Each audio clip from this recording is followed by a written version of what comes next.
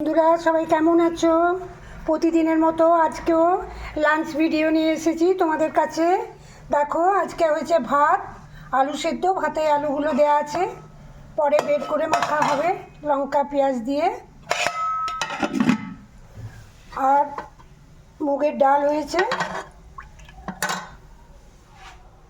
আর মাছ দিয়ে সর্ষে দিয়ে মাছের ঝাল। আর একটা হয়েছে নিম দিয়ে আলু দিয়ে। আজকে আমাদের নিম দিয়ে আলু দিয়ে মুগের ডাল, মাছ সর্ষে আর আলু সেদ্ধ, ব্যাস। আলুগুলো পরে মাখা হবে লঙ্কা কুড়িয়ে পেঁয়াজ দিয়ে।